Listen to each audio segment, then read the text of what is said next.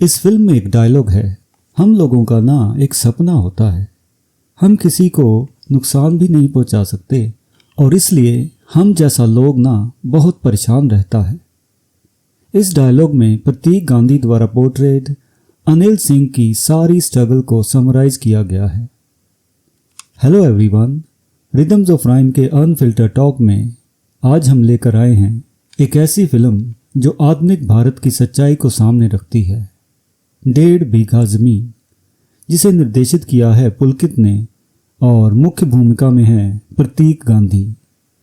जियो cinema पर stream हो रही ये फिल्म हमें दहेज की मांगों, सिस्टम के भ्रष्टाचार और एक आदमी के रोज़मर्रा के संघर्षों की दुनिया में ले जाती है। लेकिन क्या यह फिल्म वाकई अपना असर छोड़ पाती है? आइए इसे गहराई से समझते हैं। इसके प्लॉट की बात करें तो 1.5 बीघा ज़मीन की कहानी अनिल सिंह के संघर्ष के इर्द गिर्द घूमती है, जो एक साधारण गेहूं बेचने वाला है जिसे प्रतीक गांधी ने निभाया है। उसकी परेशानियां तब शुरू होती हैं जब वह अपनी बहन नेहा की शादी के लिए अपने पिता द्वारा खरीदी गई छोटी सी ज़मीन को बेचने की कोशिश करता है, लेकिन उसे पता चलता है कि उस ज़मीन पर एक ताकतवर एमएलए ने अवैध रूप से कब्जा कर लिया है। फिल्म हमें अनिल के भ्रष्ट सिस्टम के खिलाफ रिलेंटलेस फाइट के सफ़र पर ले जाती है, पुलिस स्टेशन से कोर्ट रूम तक, पारिवारिक परेशानियों से लेकर उसकी व्यक्तिगत रेजिलियंस तक। हम अनिल सिंह की रोलर कोस्टर राइड को देखते हैं, जहां रोलर कोस्टर बार बार नीचे गिरती जाती है, बीच बीच में छोटी छोटी उम्मीदों के उठान के साथ। लेकिन यहाँ एक सवाल उठता है, कहानी जो कुछ हिस्सों में इम्पैक्टफुल है, क्या आज के ऑडियंस के लिए बहुत पुरानी नहीं लगती? दहेज की मांग, एक पावरलेस हीरो का करप्ट सिस्टम के खिलाफ संघर्ष, क्या ये सब आइडियाज़ अब बहुत रेपिटेटिव नहीं हो गए? इस पर भी हम बात करेंगे। पहले परफॉर्मेंसेस को देख लेते हैं। प्रतीक गांधी इस फिल्म की आत्मा है। उनका अनिल सिंह का पोर्ट्रेयल एक ऐसा आदमी जो जिम्मेदारियों के बोझ तले दबा हुआ है, लेकिन फिर भी अपनी लड़ाई में डटा हुआ है। उनके निराशा से भरे हुए पल या पुलिस स्टेशन पर उनके फायरी आउटबर्स्ट गांधी हमें याद दिलाते हैं कि वह अपनी पीढ़ी के सबसे बेहतरीन एक्टर्स में क्यों गिने जाते हैं। लेकिन अगर आप इस वीडियो की शुरुआत में बताए गए डायलॉग पर गौर करें तो आप देखेंगे कि वह कभी कभी बहुत ही अर्बन हिंदी और कभी कभी लोकल डायलेक्ट के बीच शिफ्ट होते रहते हैं। खुशहाली कुमार, जो अनिल की सपोर्टिव पत्नी पूजा का किरदार निभा रही हैं, उन्होंने बहुत ही नुएंस्ड परफॉर्मेंस दी है। वह ओबीडियंस और स्ट्रेंथ का अच्छा बैलेंस बनाती हैं और अक्सर कहानी में रीज़न की आवाज़ बनकर उभरती हैं।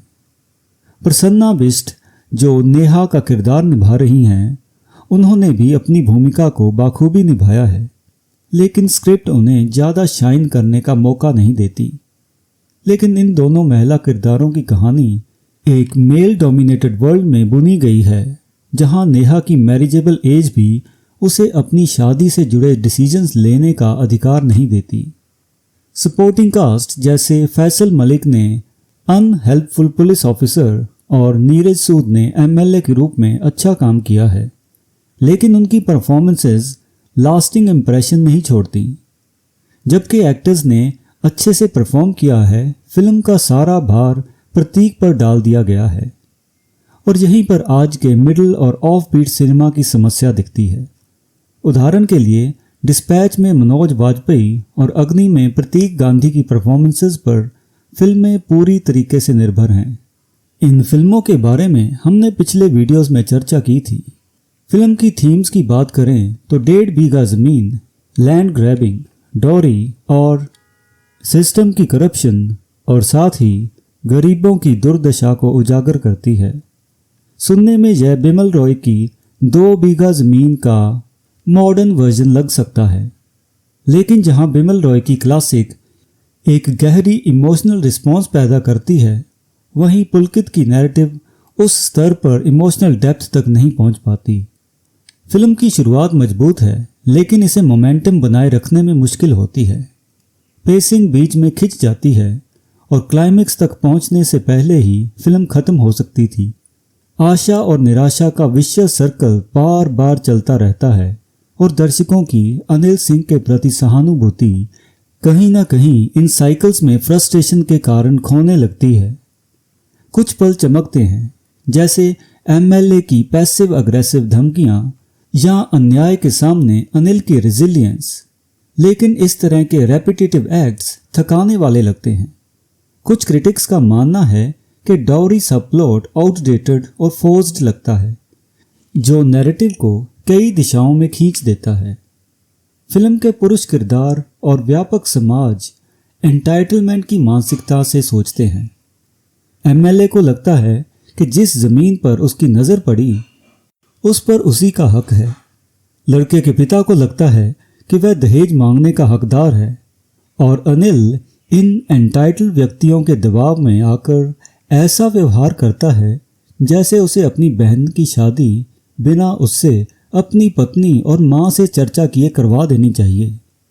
हमें समाज में डॉरी इशू पर एक गंभीर चर्चा की ज़रूरत है।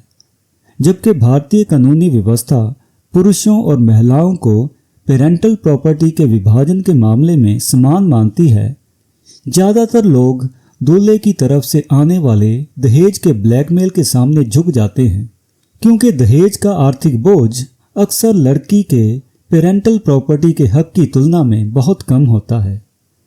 तो डॉरी इशू आउटडेटेड कहने वाली आलोचना दरअसल पुरुषों के संपत्ति पर एंटाइटलमेंट को चुनौती देने में अनईजीनेस से आती है।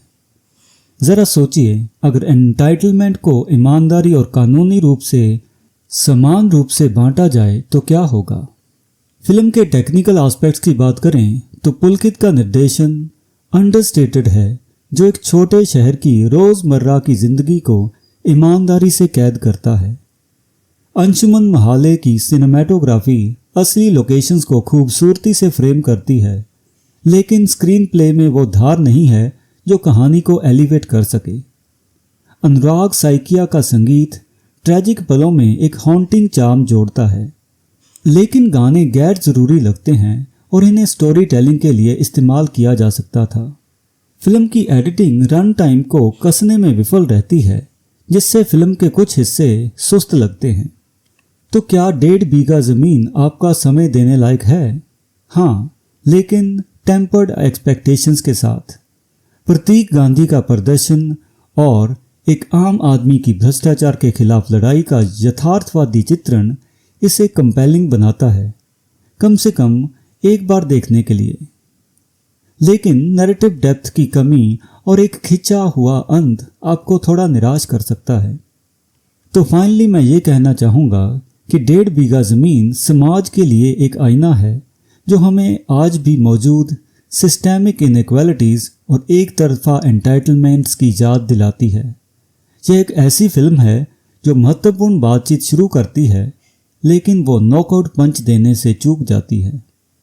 आपको फिल्म कैसी लगी? क्या ये आपके दिल को छू सकी या आपने इसमें कुछ कमी महसूस की? अपने विचार नीचे कमेंट्स में साझा करें। अगर आपको यह रिव्यू पसंद आया हो तो रिदम्स ऑफ राइम को लाइक, शेयर और सब्सक्राइब करना ना भूलें, और सिनेमा पर हमारे अनफिल्टर्ड टेक्स के लिए हमारे साथ जुड़े रहें। And until next time, goodbye and thank you.